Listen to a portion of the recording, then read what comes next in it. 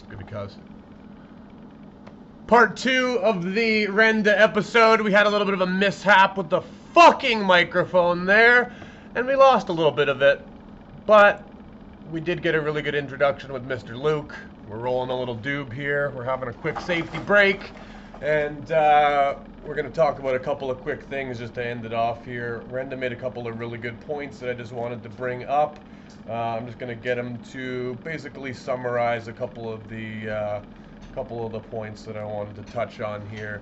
I feel super bad with the loss of the little conversation there. If somebody wants to do some technical aspect with me, please come down and help out. To have a third person here, if I say, hey, can you come down and just make sure it's recording? I'm trying to figure it out here the best we can, but it's all right, Gibby. Thank you, buddy. Appreciate it. It was good though. We talked about a lot of neat stuff that we probably won't talk about again. No, we won't. Place, no, the wheel. Exactly. That was all just kind of shit. That was all whatever, was cool, you know. But we lost in the ether, buddy. Exactly. But to be honest, Renda, you know, I've sat with you at various times in my life, and we've had really great discussion that hasn't ever been recorded. So even to get 1 minute of recording with you is my pleasure, my man. We got that shout out to Harold in there. We got the shout out. I don't know what we missed because we talked about a lot, but we did. Art Maley, all kinds of stuff. So maybe that's still on there. You never know. Exactly. Well, having a little puff here. Having a puff. Thinking about where we're at. I got a little bit worked up there. What are you gonna do? You click. I was clicking around and I clicked the wrong fucking thing. So I don't know how it stopped or what. I think we could, if we bullet point it, is, you know, Trudeau, patient zero possibly. Thanks a lot for bringing this back into your own country. Yeah. What else did we talk about? Well, I'd really like you to bring up that lady's name that. We talked about Ayn Rand. Ayn Rand. Right. We missed a lot of good stuff. We missed a lot of good things, and you know it's tough to go back, but we don't. Go back. You can't go back and talk about things. You got to get worked up again. You got to get worked up, exactly. Talk about psychoepistemology and whatever. No, but there were a couple of good references that I did want to make sure the people could actually tune in. There was a couple of other movies that you had mentioned as well. I don't even want to touch the fucking computer. Don't even want to touch the computer now. Bringing things up there, but we talked about that movie, The Big Short. The Big Short. I was talking about how the economic system worked. I got into tranches and all kinds of crap, but the basics was about how our monetary system worked. Well, what was the quote that you said? I'm trying to remember now. About how you can't have a capitalist economy with, or you can't have capitalism in a fixed economy. That was Aaron Russo, America, Freedom to Fascism. Watch that documentary. It's about American income tax and stuff like that, the IRS and Federal Reserve. But in Canada, it's different. Tax has been a thing that's been on my mind recently, to be honest. I just went and did my taxes, and then just kind of reading about how much tax we actually pay as Canadians is pretty wild. Check out that Aaron Russo, America, Freedom to Fascism. He ran against Bush and Kerry on a different platform. He was an independent. He got a huge % of the vote. This guy, they tried to put him in all these places, the CFR. But if you check out this America, Freedom to Fascism, it's all about the IRS, which is income tax. And he was saying that in the American Constitution, income tax is illegal. You cannot take income tax from people. And he said you can win this in court. That's what they brought in during the war.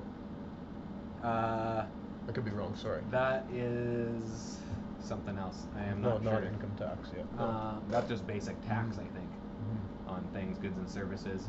But it has to, so even if they did bring it into the war, it has to be allocated to some type of public service.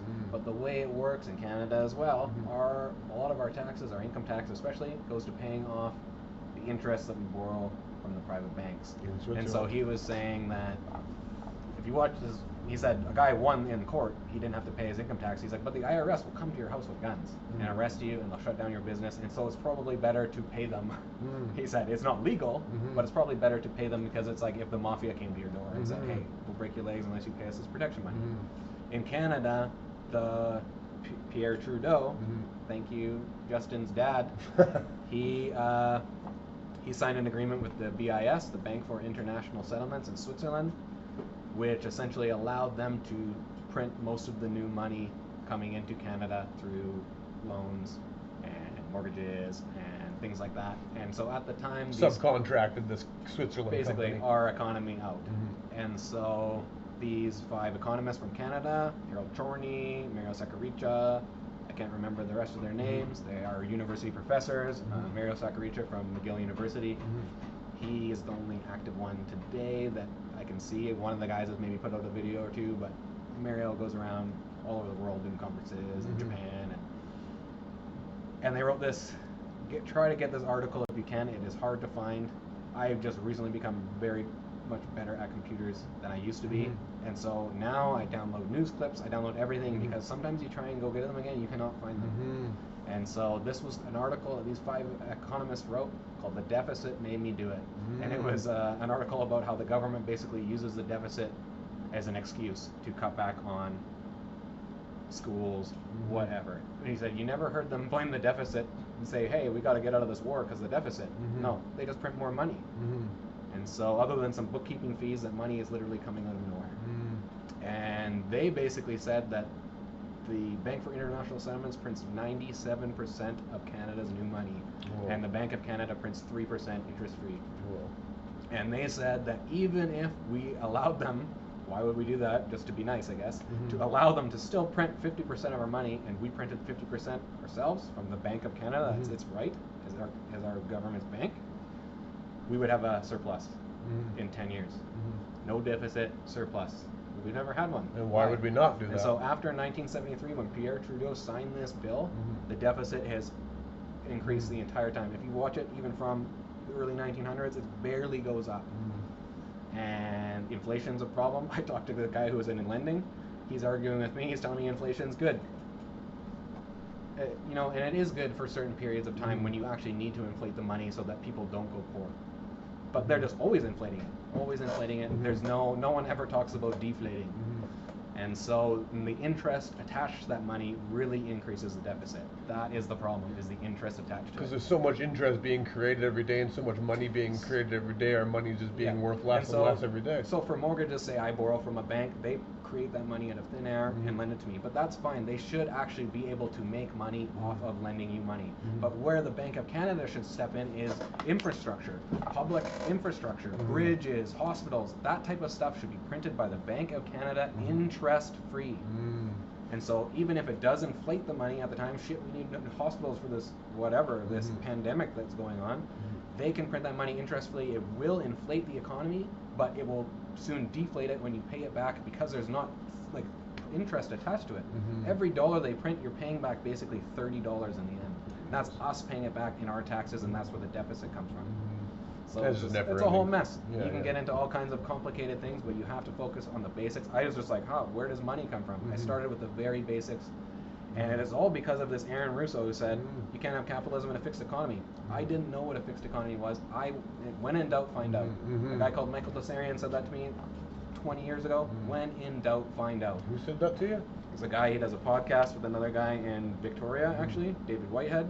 It's an Unslaved podcast. Michael Tessarian is he's an Irish guy. It came out a couple of years ago. Oh, yeah. So, and he has been putting out information for years and years and years, but now he actually has a platform that he is the main guy on it, and they have a host and they have guests on all the time, PhDs and all kinds of guys, and they can make money off it too. You know, you're selling your book sales, you make like $4 on a book or something, right? So unless you're selling millions of copies, you're not making much money, really.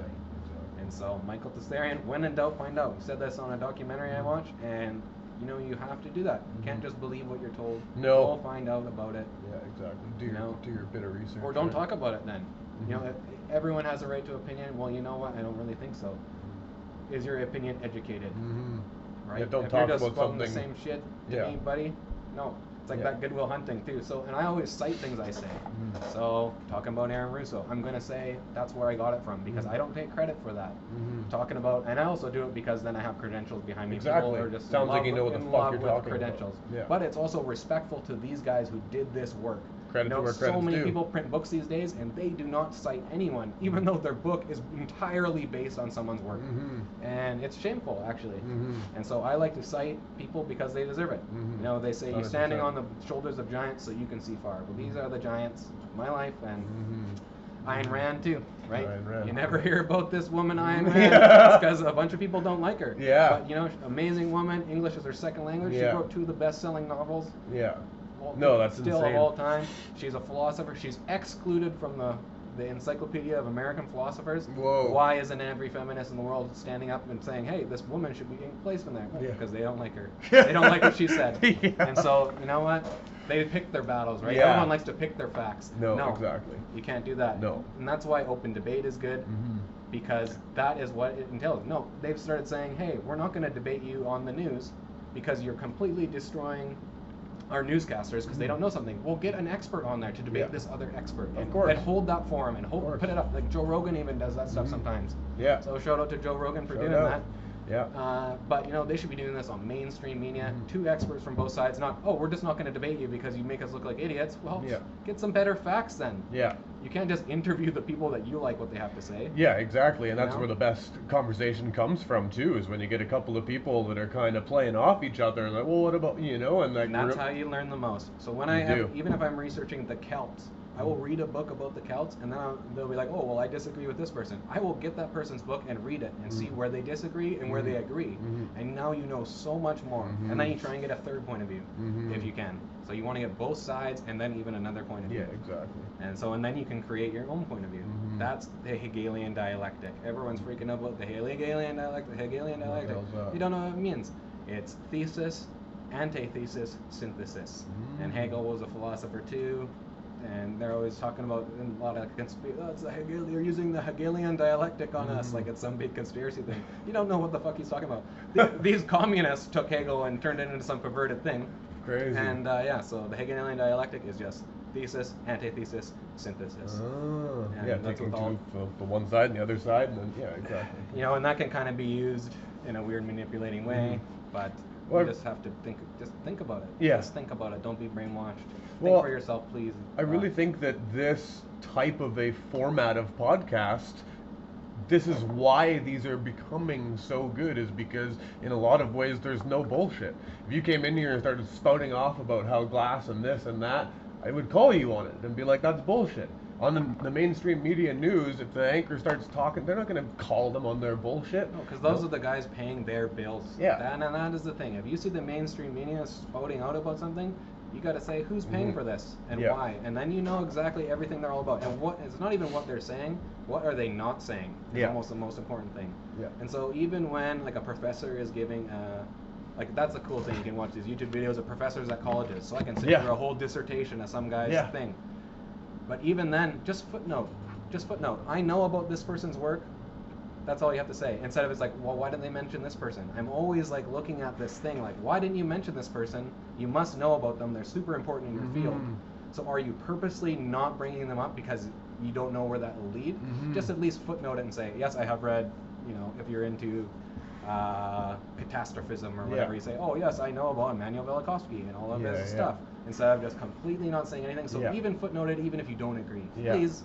Yeah, well, it makes sense because it's part of your point. Well, really. exactly, and you know, bringing it back to, you know, if I was going to go take a glass blowing class and then Buddy didn't touch on, you know, some fundamental, you know, if you go take a course on all about how to blow glass and you leave out a fundamental aspect of it, and here I am being 15 years already in there, I'm going, well, you didn't even talk about, you know, even like the medical profession, you know, a lot of things they say are skipped in all of this. You know, you get 7 years of training, but how much did you talk about diet? You know, I was just... How much did you talk about diet? There you go, right? And, you know, just for example... None. So, just for example, I went... They're there for after you fuck your life. Yeah. Well, I went to the chiropractor, okay? And this is, you know, I'm sure this is a controversial topic, and I'm not super knowledgeable in this, but I go to the chiropractor. You know, he's been to school for 7 years, and he did a couple extra years for chiropractor type thing, right? Plus a bunch of additional schooling here and there. Guy knows what the fuck he's talking about when it comes to backs and x-rays and things. He's not actually allowed to tell me that I have to go get an MRI. He's going to send me to the GP. He doesn't even know what the fuck, you know, he's just done his, right? I even will go to the doctor and know exactly what medication I need. Yeah. Because I don't just run to the doctor for every little thing. Of course. And so I'll go in there and I'll just be like, I need a prescription for this. and then they give me the permission to go get the medicine that I actually know I need. Yeah, exactly. But it's because there's so many irresponsible people that will just, they'll be And taking antibiotics every day if you let them. Yeah, the abuse too, right? So that's kind of the problem. Well, that's, it's the Band-Aid fix, right? You see, I'm sure that's one of the massive problems that's going on in America is there's these actual problems that are going on, but like, just take a, forget about it or whatever, right? Well, I'm really interested what the CDC is going to do with this whole outbreak. Because, they're the people that brought you Oxycontin and told you it wasn't addictive, told you it was safe. And in 2012, in the middle of the Oxycontin epidemic, they're still trying to figure out a way that they could market it to children. Oxycontin for children. These are the people that are telling you your medicine is safe for you. Yeah. Who were they Well, and these are also the tests? people that say that cannabis has no medical value. Right. So it brings back to your point where if these medical professionals are not even touching on the fact that cannabis has medical value, how much do you really value their opinion? Yeah. Right? So it's a lot of, you really have to, like you said, do your research, pick your battle, read both sides, read the opposing story. Got to read both sides. Because then that's when you'll be making the most informed decision for yourself. Because that's who it's for. It's for you. And that's why, with individual rights, I was kind of talking about Iron Man before when we got cut off. With individual rights comes individual responsibility. And that is why you see everybody running out. They don't want individual rights anymore. Make these decisions for me. It's too much pressure. You know what I mean? They're going to be giving their rights away. And it's people who want to take responsibility for their own actions, who want to have individual rights. I don't know why you wouldn't, but that is why you need a constitution to protect you against the democracy. Yeah, wild. Like the old Western movies where the sheriffs, all the guys are going to lynch him. They're trying to lynch the guy who committed a crime, and the sheriff's standing there. No. He will stand trial, and then you can lynch him, because this guy still has rights. And that's the Republican, the guy who's a constitutional republic, telling the democracy to fuck off. And it's pretty cool. They finally put these cryptic things. That's why I'm into film analysis and stuff like that. They kind of put these things in movies. But so what do you mean film analysis? You're quite the movie buff. Movie buff, yeah. Yeah. So you were talking about doing some film analysis, watching, and you want to try and document it or something? Yeah. Well, I'm doing one. It's kind of like a psychological evaluation of this movie. And it kind of led into a whole bunch of other things actually when researching it, because there's at least symbolism and other things to kind of come across it. And that's how movies kind of portray things, like between the lines. They use symbolism, music, and psychology is a big part of it. Like even in the old Hitchcock movies, you can kind of dissect the Freudian psychology and stuff like that. Well, movies are a wild thing. They're this thing that's made to make you feel emotions and start thinking about possibilities in a sense, right?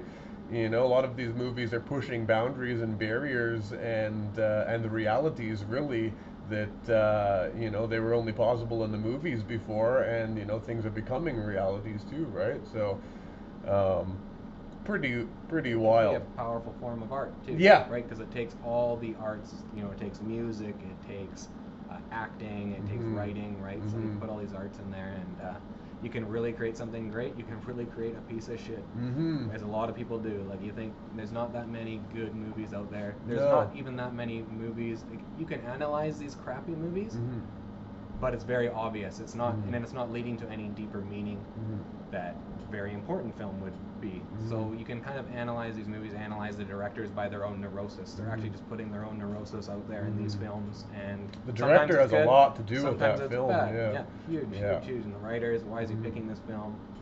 How are they portraying, like, like very simple, like, film analysis stuff is like, the person starts having like a mental break, and then you see like them in a split mirror or something like that. It's like, it's showing like a split personality. There's little things like that. You even look at, like, Hitchcock is the first person probably to do it with just like eating and violence. Like, it's like this oral fixation, oral sadism. It's kind of, it's really interesting. I'm doing the one is I'm doing is on psychology, and I don't want to talk about too much because a lot of the stuff in there I haven't heard from any other people doing analysis on it. There's one guy who does really good film analysis. His name is Rob Egger, and if you go, he does Collative Learning is his site on YouTube. He gives some free videos, and then he sells the rest of his film analysis for like $1 or something on his site. And he does all kinds of stuff, Eyes Wide Shut. He does like even Terminator and stuff like that. It's pretty cool. So he does good film analysis. A lot of people, the film Neat. analysis I watch is very basic and not the best. Rob Agger is good. Thumbs up, Rob Agger. Shout out for sure. Yeah, well, because there's such a powerful thing out there in our society that they can change the course of history with a movie, in a sense, right? Which is pretty wild, but it's such a strong human marketing scheme that they've come up with too, right? You can sell it in a movie. Now you can get I saw it in a movie. An entire political movement can be based on a movie. Yeah. Paid for by who knows who, right? Yeah. And and a lot of these movies, like there's not very many art movies that come out anymore, like auteur directors and whatever. And like I like the movies of Stanley Kubrick and things like that. Even like David Lynch, even though they're a bit darker, there's a lot of cool stuff that you can get out of it and analyze. That's what I like. I like deep sort of movies with deeper stuff going on than just what is on the surface. Like now, when they make a movie now, it's like they have to explain to you everything. It's like the endings when you're like, oh, what was that about? Oh, and you got to kind of think about it after. It's like no, they don't do that. We will anymore. explain. We'll have a voiceover explaining everything going on because you can't figure it out. Yeah. And people's attention have to be grasped way sooner now because people don't have attention spans. And so a lot of people aren't, and they're only watching new movies too. They're not going back and watching these old classics. I've always gone back and watched the classics my whole life. And that was maybe because there wasn't as much coming out back then, and so... And they were the good movies too, right? A lot of the acting now is, like, it's not based on a good story and good acting and good scripts and good directing. It's based on the flashing and the... Even the action movies from the 90s and the late 80s are such better movies than the action movies now. There is acting, there is storyline. Yeah. And you used to think they were cheesy back then. You go back and watch them now, you're like, wow, this is actually pretty good. Yeah. Compared to the shit that they're putting out now. Oh, yeah. It's wild. And so, art is very important for a culture. That was another thing Ayn Rand talked about, even though she was kind of like a materialist. She kind of came from this vein that art is the most important thing that human beings can do because it makes us who we are. And so she talked about perceptions. Animals have perceptions, that's what you're perceiving, right? And then we create concepts from those perceptions. And art is us putting those concepts back out into a perception. And so that was her idea kind of behind art. So when you see bad art, like modern art, that's a perception. This is a guy's having a perception. He doesn't have any concept. He just puts it back out as a perception. He's just spewing it back out at you. So this modern art shit, these urinal cakes or whatever the fuck, cigarette butt in the pillow, some lipstick on it, like that's modern art now. Yeah. Wow. So you wonder why we have a bad culture and a bad society. And the suicide rates are through the roof and everyone's on drugs. Yeah. This is one of the reasons. Art is important. They don't teach you that in school either, right? There's no emphasis on that. A lot of people are doing more homeschooling, so kids can actually learn what they want to learn. You wonder why we don't have a Mozart or a Beethoven? Because when he's in the middle of writing his fucking symphony, a bell doesn't go off and tell him to go do gym. Or math. He's like, oh, I'm writing a fucking symphony here. So we don't even give geniuses time to create anything. You know what? We haven't seen one in a long time. We haven't seen a genius in a long time. I guess, someone up. I'd say right now our world genius would be like Elon Musk, arguably. Yeah, he would be someone that's somebody who is a single source of, a lot of people argue whether or not he's even real, which is a whole nother conspiracy, but it's seeing a single individual that can change the world more than, the mob type thing, right? He was homeschooled. A lot of the space projects he's doing, I don't like the stuff that he's doing where he's trying to merge man with machine. But doing more space explorations and whatever, good. We don't know much about the moon. They landed there 60 years ago, apparently. And we haven't heard shit from it since. So it's like, let's get some probes up there. Let's do something. But also, we've got to focus on cleaning water on the Earth, and there's all these other types of problems too on the Earth.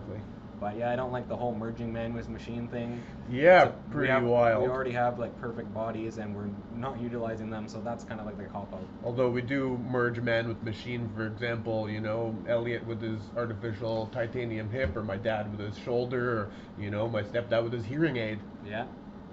Hearing aid is artificial in a sense, but when does that line get pushed, right? The crossing of the line. Yeah, well, you got glasses on, it's not, it's helping you, it's not, mechanical, right? But I even feel like even those IUDs, those birth control things that they can put in you, and then they're trying to make them wireless so you can turn them on and off, and It's like that is, it's almost starting to go too far. Mhm. People getting, they want to they call them wearables, right? Putting stuff into you. Wearables, but your body actually rejects it. So Yeah. we're having a real problem adapting these wearables.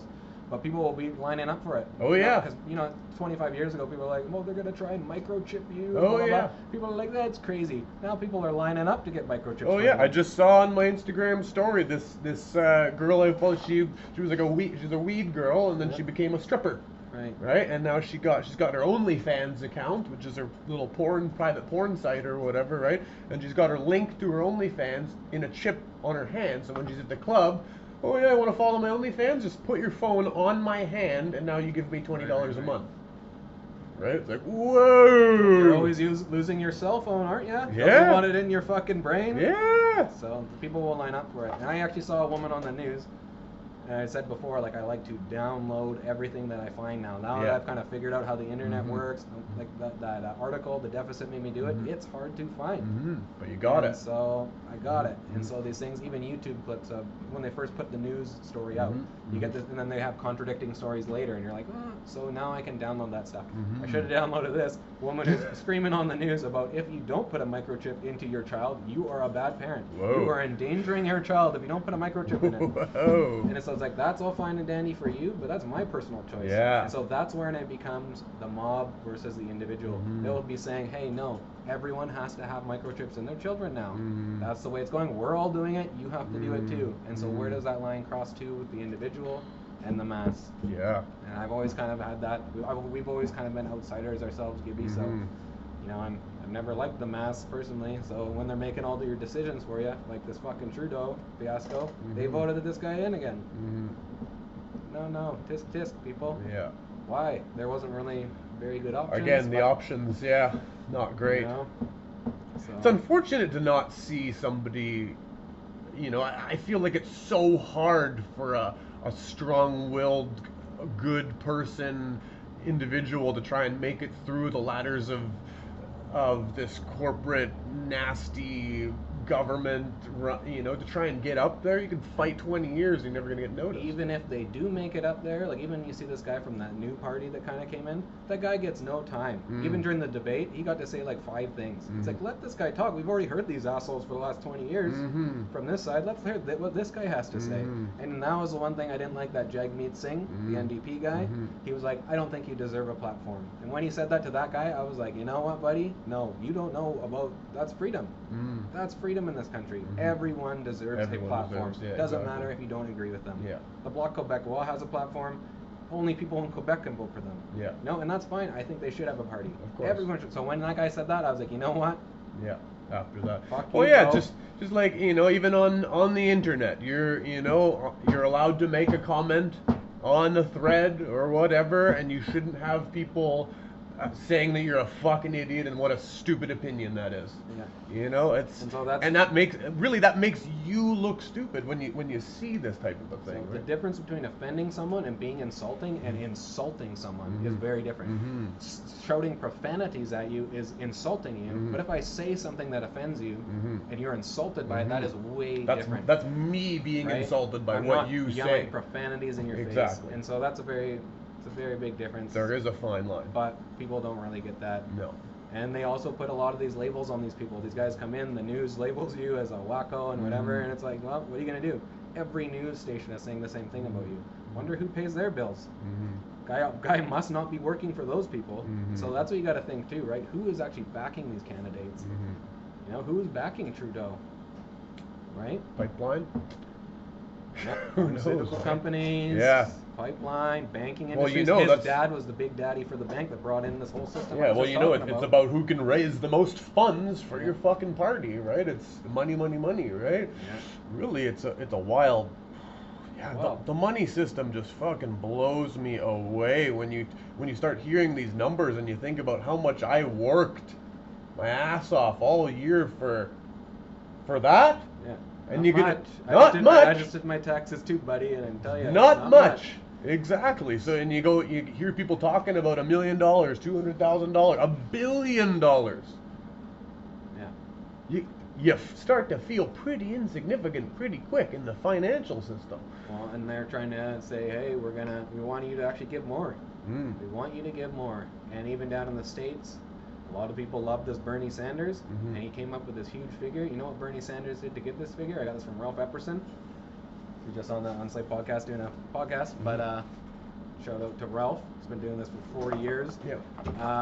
So Bernie Sanders, he talks to the IRS, and he says, so there's a thing called discretionary funds and non-discretionary funds. Non-discretionary funds is your mortgage and your car insurance and how much food it costs you to eat every month. Discretionary funds is, hey, you want to go see a movie? Hey, you want to go see, the way Ralph put it is, you want to go see grandma on the weekend or whatever. Those are your discretionary funds. You can choose what to do with them. The other ones you can't really, And so what Bernie Sanders said to the IRS was, give me the numbers. Give me the discretionary funds and the non-discretionary funds.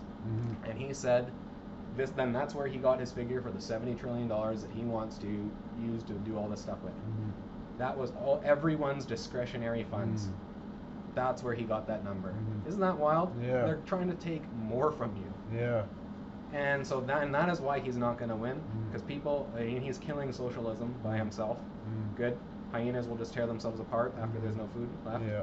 So what I think Cicero said that when a civilization falls, it just looks like two hyenas tearing each other apart. And so that's what these people are doing. They are actually imploding. Trump will get in again. There you go. Won't? And you know what? He will. You think? Oh yeah. Unless he dies from this fucking coronavirus. Which I hope he doesn't. I was wondering what's going to happen here. Yeah. Pretty wild. Wild. Pretty wild. You never know what's going to happen. I know RPM isn't the only one who's literally, we're talking about why everybody's collecting TP. It's because they're literally shitting themselves. Yeah, I wonder if that part got in there with the fight or flight. I don't know if it did. Probably not. It's all good, They are. That's the thing, is basically people are shitting themselves and don't really know what the hell's going on. So that's where this poor judgment even can come in, because you're in that panic state, so you don't really know what to do. So blood's pumping away from your brain and not to it. Yeah. Try and calm down, and it's bad for your immune system too. Right? All this panic, it's actually, you will get sick more. You'll give yourself fucking cancer probably from doing it too much. Panic, well, exactly, yeah. So, like adrenaline on the brain starts deteriorating your brain. Bad. That's why they're literally peeing their pants, apparently. Wild. At least it was the townies that came over and took all the paper out of it. The townies sticking with that story because I was kind of disappointed. I thought, what? Is everyone panicking here on Quadra Island? Yeah, there's definitely some hysteria. I've been following a bit of it on the on the Facebook pages with people or whatever, and there's it's funny. There's the people that are super panicked. There's the people that are super not panicked, and then there's the in-betweeners that are like, I'm not really sure what's going on at the moment. And it's that kind of fine ground of you don't want to put yourself into a panic or do that or go on to that other level, especially seeing that you see it around or whatever, right? But when you start to actually think about things, logically, sensibly, we're in a pretty good spot to be here. We're just gonna have to basically wait and see what I don't know. You don't. We're only just experiencing it now. Yeah. They made big mistakes right off the bat. Yeah. These people, your job should be at stake. China even should have closed its own borders. A lot of things should have happened 2 months ago. A lot of things should have happened back then. Yeah, pretty crazy. A lot of it, when you're unfamiliar with what's going on too, and in that panic state, those irrational decisions can come out. And so this is something I wanted to bring up, is the media. The media makes everything seem like the world is going to end. And so when a real situation comes up, it's like fucking listening to Chicken Little. So we got a million Chicken Littles out there. The sky is falling, Well, when there's an actual disease, we don't know how seriously to take it. Because every day they're telling us, Trump tweets something, the world's going to fucking end. So we don't know. So the media is complicit in this too. And you know what? It's bad. They should be doing something different. And that's why independent media is coming up. Yeah, watching the independent media is much, it seems much more in-depth, real, almost a little scarier reading the real media and seeing the different perspectives. It's like you were saying earlier, you know, it's like if you have these people that are supposed to be the experts, but they're not even talking about the basics or getting the basics incorrect, it's like, you know, how much are we really going to believe about these guys? And you know what? They're not even thinking about, you know, some of them may be thinking about the safety and how can we help the Canadian citizens. A lot of guys are thinking about how can we make money off of this. That's another problem. What is the next big money maker here? Well, you look at the, you know, 20% on the stock market drop. If you're playing stocks and you got $100 million to put in there, moving around $100 million right now into a spot that's going to go up 20% in the next year, crazy. Yeah. Will it ever recover? I don't know. Probably. In the turn of the 19th century, there's a huge scandal with J.P. Morgan and these guys, and kind of is what caused the Federal Reserve Bank to come in to effect in 1913, and then subsequently caused the Great Depression. But it was like this Knickerbocker steel stock that essentially they sort of manipulated the way the stock worked, and like he's pulled all his money out, I'm getting out, and it caused this big panic, and so everyone else got out, and then he just put his money right back in, bought up all these stocks, and then that is how these people with big money can take even a bigger chunk and get a bigger monopoly. And it was this Knickerbocker stock thing. Check it out. It was one of the, I had to really read about this because it was sort of the beginning of this whole Federal Reserve Bank, central banking when it all system. kind of got implemented. And, you know, after all these there used to be thousands of independent banks before this kind of came in, and then they had to create essentially like a bank mafia, like a cartel. So it's like, okay, everyone has to abide by the same banking rules, whereas so they start making these tranches and whatever, these higher risk loans. Well, if a bank is making less high risk loans, that's not good for the bank that's making high risk loans, because if they, you know, they have to all be in it together for it to work. Everybody's got to play the same rules. Right, and so that's why they sort of created this crash that happened, or at least took advantage of it when it did happen, and created this whole central banking system because it's supposed to be more secure for the people, so the run on the banks don't happen, all this type of stuff doesn't happen. Yet there have been more crashes because of it than there ever were before. For hundreds and hundreds of years. It's only been here for like 100 years, not even 107 years. The Federal Reserve has been around, so it's like, questionable. Yeah, and the crash is inevitable. That's the whole point. They inflate it until the bubble bursts, and the taxpayers pay it out.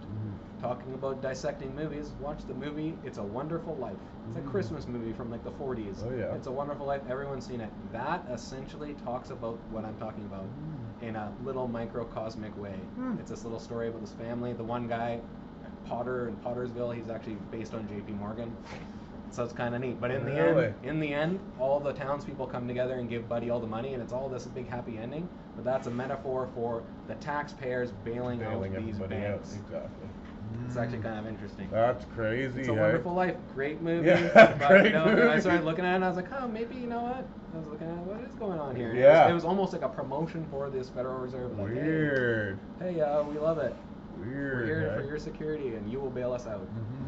And see what can happen with these run on the banks. And The whatever. whole creating money out of thin air interest concept is just insane. So that's why minting money and having money based on gold was what they did before, right? And eventually in 1973, it's actually interesting, the same year that Trudeau signed away our rights for this money, Nixon was like, no, we're calling in all the gold, and we're getting off the gold standard. And so that means that, so if you had a $20 coin from 1907, without its historical value, it would still be worth what that $20, you would still have the same purchasing power now as you did back then, because 1 ounce of gold now is $1,600. Back then it was a $20 gold coin. But you have the same purchasing power with it, because that gold coin can't be inflated, because it's based on something real. So you can inflate the monetary system if it's based on nothing. That's the whole point. It's actually based on how much debt they're going to make when we pay it back. And that's how the system works. And so if we were to get even back on a gold standard or any type of standard of money where it's actually based on something real, in Japan they did it on rice. It was called koku. They had a certain amount of koku, and it meant this many units of rice. That's what a koku was. I can't remember how many units of rice it is. So you could actually do it with anything on Quadra. You could do it with firewood. You know, everyone's not going to be running out cutting on every tree because you can't use it, right? And you wouldn't be able to sell it. Anyways, you have to have it based on something real. Firewood wouldn't work. It's too fucking heavy and big. That's why gold worked. That's why precious metals worked. Can't eat it. They used to shave them down Back in the day, when they were counting the coins, so you see all these, so they started minting them, so you couldn't shave them down. So that's how they would slowly inflate. They would slowly inflate the money by buffing the gold, and then they'd make new coins with the shavings. Wow. And so that was like an old form of inflation, because it's hard to inflate something that is actually worth something. Like I said, the $20 gold coin has the same value today that it could buy back in 1907. Yeah. Because that $20 gold coin. So think about that. $20 was $1,650 or whatever. Yeah. Whoa. So when you see the gold prices going up, that's actually our money value going down. Like a dollar is worth like a fraction of a penny today compared to what it was worth back then. So that's because of inflation. Yeah. And I'm sure the whole act of basically subcontracting out our financial system to this foreign company is just the act of that is going to deflate the value of the currency, right? Yeah. Because globally everybody knows what's going on. We're like, oh well, they say, oh, that's not worth as much now. How does it even make sense that our dollar is not worth as much as the American dollar? Exactly. So this Bank for International Settlements was actually set up to control the debt of Germany. And so I don't know how it got around to printing our money. Why would we think that? So when Germany, after World War I, they're like, the Axis was like, you got to pay back a bunch of fucking money in reparations, which it took them into like 1990 to pay them all back. But so they set up this Bank for International Settlements in Switzerland, which is a neutral country. And so this bank essentially was there to supposedly control these interactions of this payments. And now they have spread out. They've just spread out to now every central bank in the world pays this bank. So the Federal Reserve in the States, they have their bank, and then their central bank sends it back to this bank in Switzerland. And so yeah, because they have to control everything, because if they weren't in control of every aspect of it, it would fall apart because the system is broken. Like I said, the mathematical equations don't add up. If we're just always paying back interest on this money, we're always going to create a deficit. That's how it works. So I wonder, are they actually physically printing cash, or is it like they're not? It's in a it's computer. all just. Yeah, it's all on a computer. Crazy. It used to be printing cash, and it says, so when it says legal tender, it's just legal tender. Yeah. That's all it is. It's just money. So it's not necessarily the cash flow, although it does come into that in some ways, but it's like mortgages, loans. It's when they're just printing money out of thin air. Oh, you need to build a bridge, you need to build a bank. That's what I was saying. That's where they pulled the $1 trillion or the $1 billion for this out of, or whatever. Yeah, right? and so the Bank of Canada should be doing the infrastructure stuff. It's fine if they want to, if you allow them to print a certain amount of money for mortgages and lend a certain amount of that. It should be based on something. It shouldn't be based on nothing. That obviously is not working out. It hasn't been working out for 100 years. Yeah, exactly. So, but they control so much, right? Because they control the money supply. Switzerland, so as someone who thinks about national rights of a country, how much national rights are there when another country is in charge of printing your money? So not even just bribing politicians, this and that. We control the source of your money that you can bribe politicians with. Crazy. So that's just too much power to give away to someone in Switzerland. Pierre Trudeau, so this is another fact actually, Justin Trudeau's mom, Margaret Sinclair, she comes from an old Swiss banking family. And you can trace, so I've traced this banking back all the way. The first international bankers were these Knights Templar in Jerusalem, and they created traveler's checks in 1099 and shit like that. They had traveler's checks to go to the Holy Land after they took it back over. And then they became these first international bankers, and that is kind of where a lot of this stuff comes from, and that is why the World Bank is in Switzerland. Yeah, why Switzerland then? What's the Templar symbol is the Red Cross, right? What's the symbol of Switzerland? The Red Cross. So when these guys got kicked out of Europe, they got kicked out of Europe for this whole big scandal, Friday the 13th, Jacques de Molay and all these guys in the 1300s, they got kicked out of France, and they went to Scotland, and that's kind of where Freemasonry came from. That's a whole other story. But then some of them went up to Switzerland, and they went up there and they saved a bunch of peasants. The story goes, there's a weird story of these knights coming out and saving all these peasants, and blah, blah, blah. So you know Braveheart. Yeah. In the end of Braveheart, the movie, when all the guys rose up to fight with Robert the Bruce, Robert the Bruce was also excommunicated from England. So he led all these Templars in, and it wasn't actually all these people uniting, it was actually Templar knights that came in and stored the fields of Bannockburn, I think is what it was called. And then all these weird Mithraic traditions that they brought back from the East became kind of encoded in this thing called Freemasonry, which, you know, there's Freemasons in Courtney and all over. They're I kind of don't like even they're kind of like Shriners. I don't or understand whatever. I've never understood. So it's that kind whole of thing. it's like a symbolic tradition. Is basically what it is. It's almost like a pseudo quasi religion kind of thing. Okay. But it's basically based on these ideas these religious ideas that the Knights Templars brought back from the East, which was based on Mithraism. From Jerusalem. From further east, from Syria and from modern day Iraq and things like that. Because these Persians were Mithraists too. This goes back thousands of years. This is like you can dive into it, but it's I didn't really get the connection between Mithraism. I always knew that they were into Mithraism, but until recently, I found an Iranian scholar who talks about Mithraism, and he talks about the weird different rites that the Mithraism guys kind of had. It's very similar to what the Knights Templar do.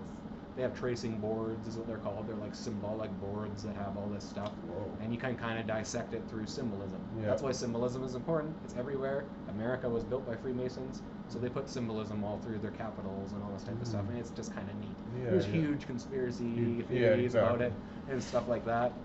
I don't go too crazy with it. I like the symbolism aspect. I like studying symbolism, and so that's kind of why I looked into it. Yeah, that's and you know, like I talked to some Freemasons when I was down in the States, and they were pretty cool guys. I don't know. Yeah. Some of them are probably in control of these huge corporations. Yeah. Are total I think there's a lot of money to do with that. Well, when every president of the United States for like 100 years was a Freemason, it's like, yeah, they got some sway.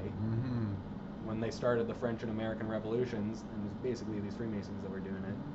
So they obviously have political influence. So, like I was like about just getting back to the whole debt thing. Well, no, it's all good. I'm a little bit curious because I see a lot of like, again, it's creating money out of thin air. I'm not familiar with it because I've never taken a student loan. Yeah. But I've heard a lot of people taking these student loans out. Yeah. And I'm guessing it's coming from like this subcontracted area or whatever. 97% of the money is coming from them. Yeah. This is according to professors at universities of economics. Yeah. 3% is printed by the Bank of Canada. Probably less now. Yeah. This article's pretty old. So you can see why, and that's why the interest, they can control that interest rate. That's why these people have these $30,000 student loan debts, and they've been paying it off for 20 years. They've only paid off $2,000. So that is another thing, that the Bank of Canada should maybe be printing these loans interest-free to these students, and maybe just charging a small stipend or something like that on top of it, or some small payment on top of it, instead of just always this interest, because they wouldn't have to do that to make the money back. They have to get the money back to deflate what they've inflated by lending it, but they do it interest-free, so it doesn't grow and grow and grow and grow. And that's where I think we have to get to. I don't think that is the ultimate answer, because I think government should stay the fuck away from economics. Honestly, that's what Ayn Rand thought. Ayn Rand said, capitalism, we've never seen it, because the government is always involved. And until you actually have a free market, you can't actually have capitalism, you can't actually have freedom. If someone is controlling your money, Exactly. you know, and so back in the Wild West days, you know, you watch these shows like Deadwood, they would have all this gold, they create their own banks, and then they would make loans to the community. Oh, we're gonna lend some of fucking John's money to this guy to build a house, and we'll make a little bit of money off of that, and John's money is still secure if he wants to come get it out. But unless everyone, so that was the run on the banks, was everyone wanted to take their money out at once. Well, that really never happens unless there is a fear and a panic, and that's what this GP... People have talked about that. Oh, if everybody took all their money out at once. Yeah. Wouldn't matter. They wouldn't have enough printed money. They could just go to the printing press and print it out. It wouldn't fucking matter to them one way or another. But back then, when it was based on gold, it was actually based on something you had to have. So your dollar, if it was paper money instead of a mint actual gold coin or silver coin, it would say this is worth this much in gold. Now it just says legal tender. It means it's making more shit money.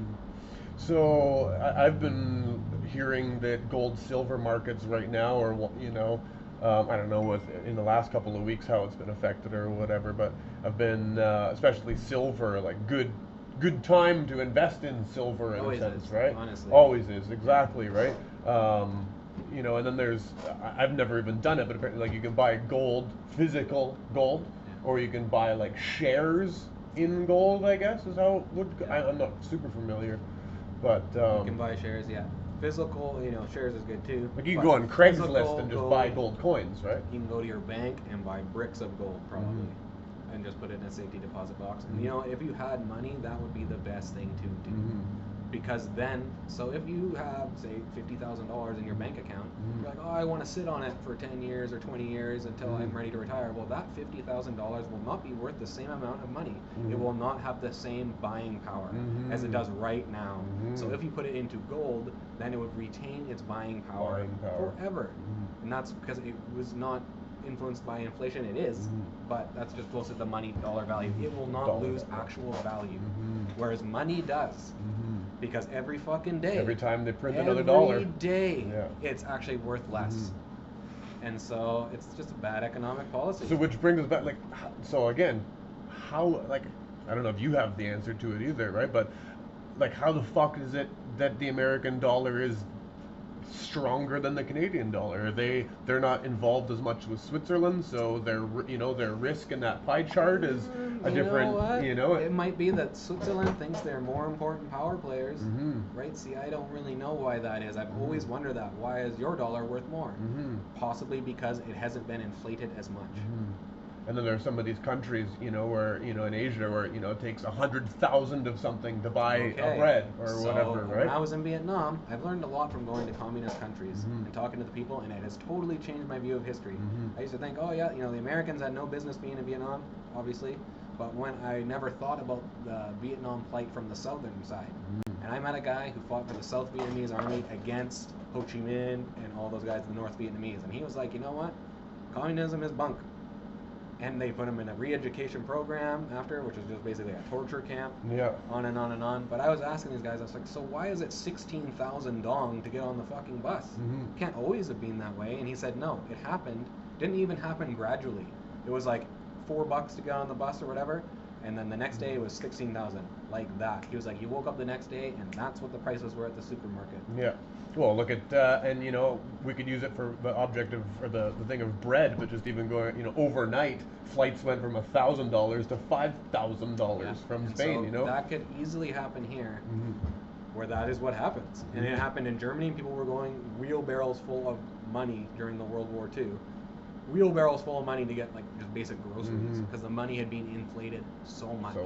Yeah. And so, Lincoln, during the Civil War, he inflated the money system. It was still based on gold back then.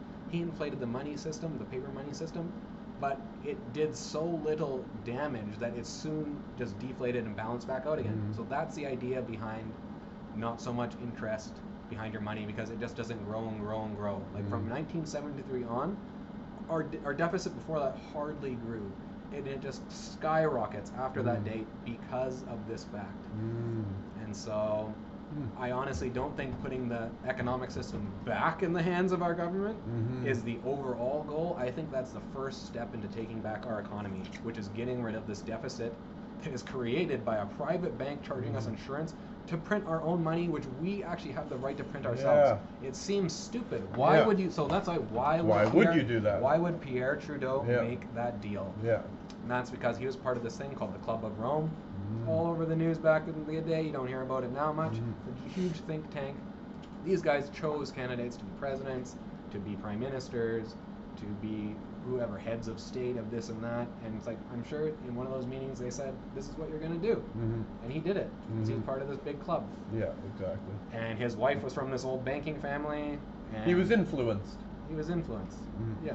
He was probably all for it. He just loved it because he was a prick too. I heard all this stuff coming out about these politicians being real creeps. I've been talking about this stuff. I was talking about the Clintons being involved in sex scandals and weird pedophilia rings and human trafficking rings 10 years ago. This whole Epstein thing goes down. Who's on the flight manifest? Not Trump every day of his life. Bill Clinton.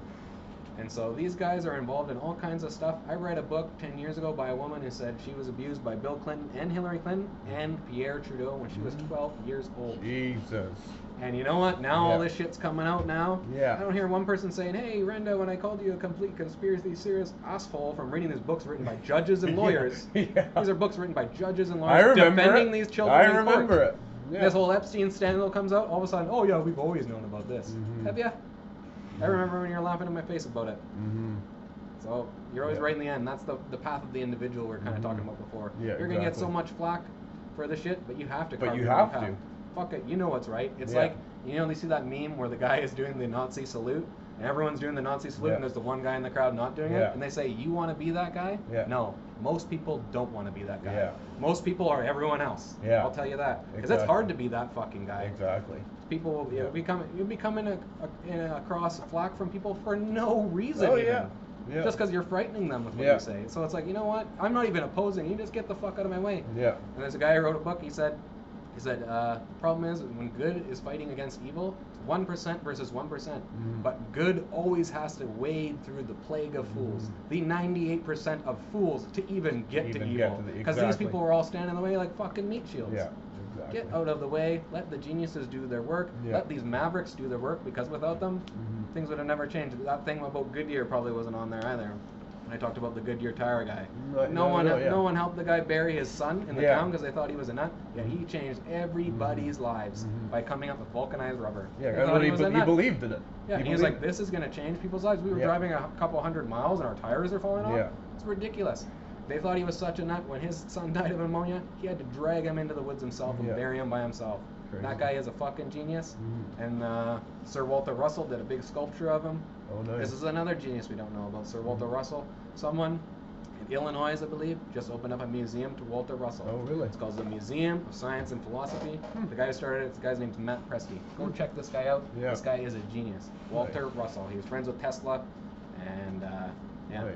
That's No, awesome. don't even hear about him. And saying Tesla, that's one of our modern day geniuses, as they would say too. Do you mean right? Elon Musk? Yeah. So I'm talking about Nikola Tesla Yes. 100 years ago. People, Yeah. so that's what Yeah. people always bring up though. Exactly. No one knows history. Yeah. They can only focus on what happened after they were born. You got to look back, like those great movies I said. Go back and watch them. So Go look back in history. I know there was. I'm not an expert. I know there was like a Tesla Edison. There was like the scandal on the stealing the ideas, and it's. Two people believing in the same thing, and then one person maybe believes in it more, or they go, you know what, fuck this guy, I'm just gonna, and who knows what the story was. They burnt down his lab in Colorado. Yeah. Yeah, he was doing experiments up there. He's putting light bulbs right in the ground, seeing if he can harness the Earth's energy. Pretty wild. And a lot of people did not like that. And he came up with wireless. He was going to come up with wireless energy, and they had this huge thing on this island in New York. I think it was on Staten Island. He was going to build this huge beaker and pump out these electrical waves. And it was J.P. Morgan who said no. He said, if these people are grabbing it out of the air, where are we going to put the meter and charge them with it? And that's what it's all about, right? These guys, it's all about the money and the control. It's not even about money. This is what people don't get. They think it's all about money and greed. No, they can print money from nothing. Exactly. You think it's about money? It's about control over every aspect of your life. Yeah. That's what they want. Every aspect of your life. And that's what you're people are allowed to put freaking in out your about body. right now, What yeah. you're allowed to do. You know what I mean? And Yeah. so that's the thing. It's every aspect of your life they want control of. Yeah. That's the fun game for them. Look, it's Zbigniew Brzezinski, the guy who brought Obama up into this world, and who Obama put into his cabinet. This guy wrote a book called The Great Game.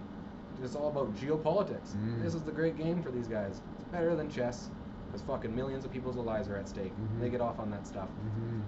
Yeah, life is the great game in a sense, right? They're like, oh, we can manipulate people, we can make them think anything. Yeah, they were.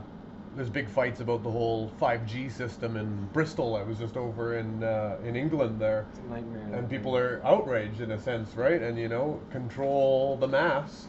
And there was a theory over there that Charlie talked to me about, which I'd never even thought of this concept, right? But and after he's talked to me about it, I've heard it. It's your social credit score type thing, right? Yeah. So basically, the monitoring and control of the social credit score They have it already in China. via these networks, so that for example, if you have a lower social credit score than me, and we are communicating, now I'm going down. Yeah. Oh, you can't get a taxi. Your credit score is too low. You can't Exactly. rent You an can't get apartment. insurance because you can't, You can't get insurance. So Exactly. Oh, you've been growing your own food? Oh, minus on your credit score. I don't like the way you look in the store. Yeah. People are just rating you in the store. You haven't that been is buying our democracy milk? on roids. Yeah. You gotta buy our milk. You haven't been buying 2 liters a week. Down in your credit score, right? So that type I'd never even thought about that concept. So do you think that Google and DARPA and all these huge things are working in China? They're working in tandem with the Chinese. Yeah. You know that. It's all out in the open. Yeah. You don't think that they're going to bring it here? Yeah. These American companies? You don't think they're bringing it here? Of course they are. Of course they are. They're using China as a guinea pig. And 5G is bad just because of the bandwidth. I mean, cell phones and shit are already bad in my opinion. We're guinea pigging it. It takes, you put people use microwaves, that shit's bad for you. Well, okay, it's bad to microwave your food. Well, putting it through your brain is good. There's a doctor who said, I don't know whoever said putting microwaves through your brain was safe. It's not. They put it in your cell phones, read the clauses. Keep it 3 feet away from your head. Yeah, never put it in your pocket, There's a documentary called Beings of Frequency. Resonance, Beings of Frequency. And it was all about the Earth's frequency, and I learned a lot of cool stuff from this documentary. But what they talk about is bees and birds. They have magnetite in their brains. And everyone's saying, hey, where'd the bees go? All these bees are gone. That's your fucking cell phone tower that's doing it. You know what I mean? They don't know where to go because these cell phone towers, and you know what? Even the cells in your body. Bruce Lipton is a PhD biologist. He said even the cells in your body, they're trying to communicate to each other.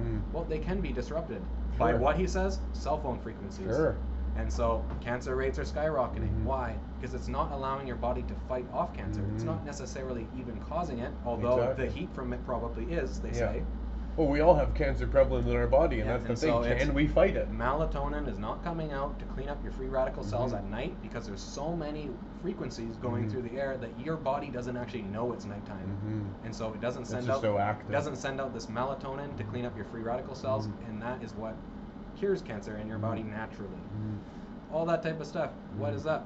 Yeah. Think about it, people. Putting microwaves through your brain. Oh, but it's so convenient.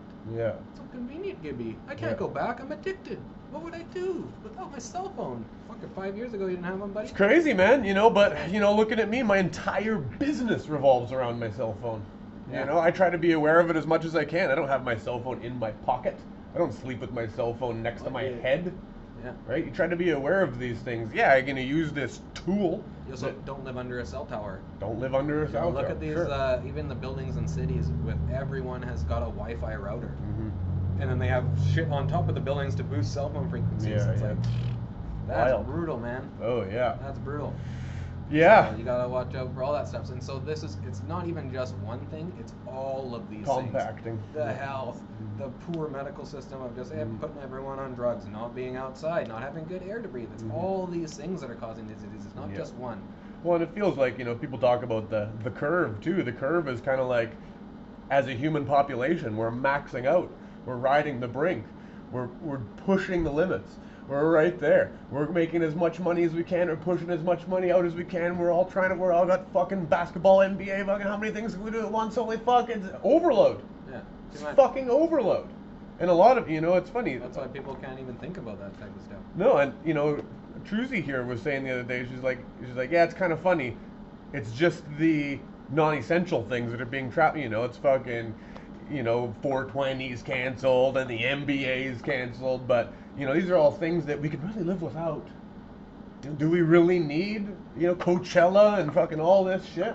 Yeah, I just hope it doesn't get to the point where we get used to having these restrictions, like say travel, or say curfews. Sure.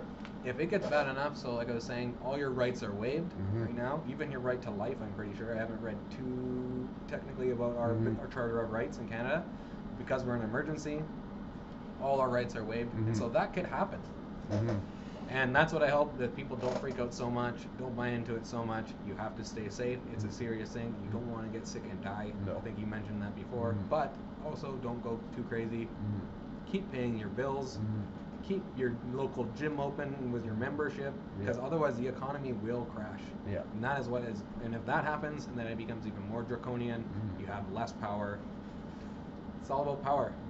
Your money is your power. Yeah. Your work is. Your work is your freedom. That's what Ayn Rand would say. That's what makes a man free. His work and his right to own the fruits of his labor. Right? Instead of, oh no, actually, what I said about that discretionary and non-discretionary funds. Now they're coming after your discretionary funds. That is part of your freedom. Yeah. That's what you work for. Yeah. So.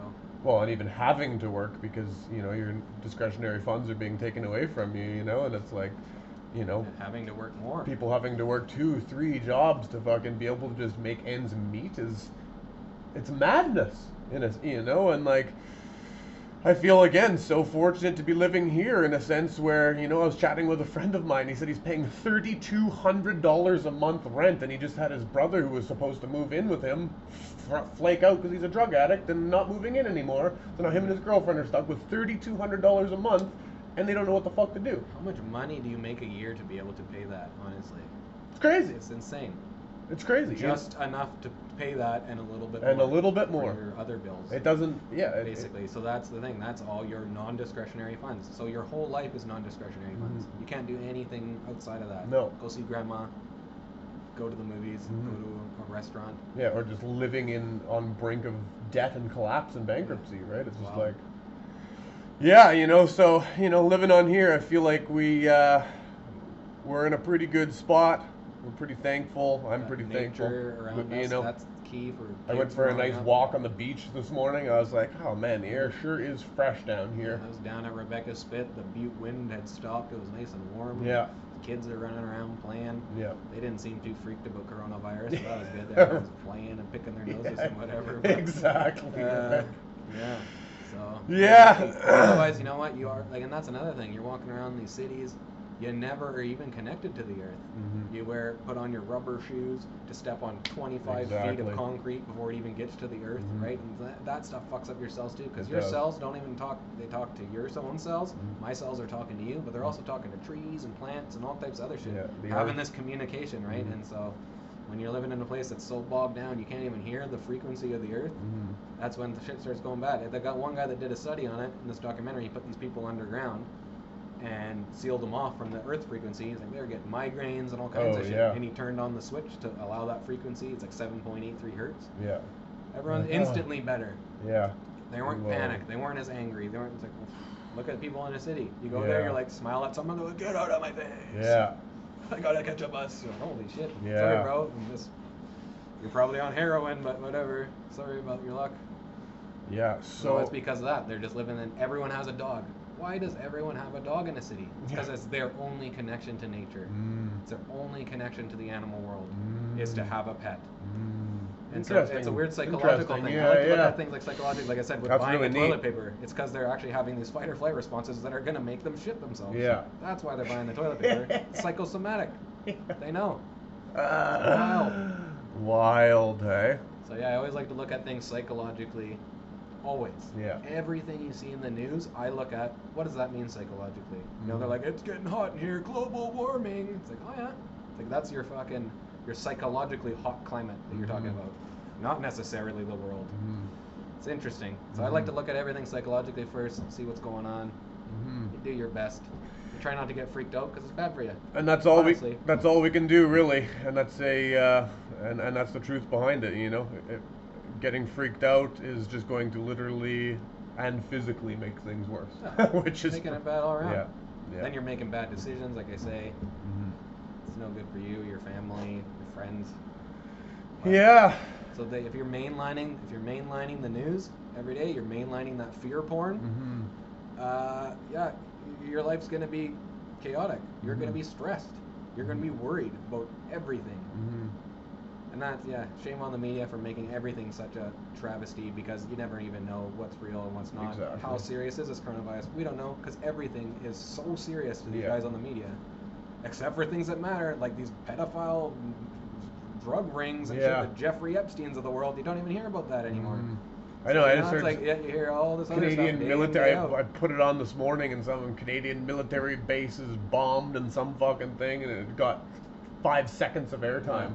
And on the Canadian military base got bam, we're on to the next. It's like, whoa, hold on, what? So that they kind of, tunnel vision you onto this one thing. Well, exactly. So that's the thing, we don't know. Is it more serious than SARS? Is it not as serious as SARS? Is it more serious than the swine flu? Swine flu didn't seem that bad. Well, exactly. We didn't have all these memes and social media where people are posting fucking all the time. You don't know how bad it is. That's the problem, That's the problem. Because if it was something really dangerous, we wouldn't know. Because everything is the end of the world to these people. So shame on you again. Shame. Yeah. Well, bump elbow. That's right. I saw Trump do it. Trump. Well, much love, Renda. Right on. We had a little bit of a audio mishap there, but we tried to bullet point a couple of things. I think we did great. It's always a pleasure talking to you, You can Renda. always count on me to talk. Yeah, I love it, We man. lost a bunch of stuff. We probably covered. It's some all other good. things. It's all We can good. do it again another time. We if will you want. we will do it again. Definitely want to have another chat with you. You know, like I said, always a pleasure. I do want to have another chat with Mr. Johnny Hunter. He's supposed to be rolling in for a chat maybe this evening or tomorrow. And yeah, if anybody does want to come in and do an episode, today is a good, or anytime's a good time. Give me a message. The Sundays are a good day for me, as I try to kind of take it easy in the shop and just kind of do a little tidy up and, you know, rethink things. Can't work every single day, right? So It's all good. Do what you can do. yeah, thank you so much. Bye, Cheers, you guys. everybody. Have a great day. Later.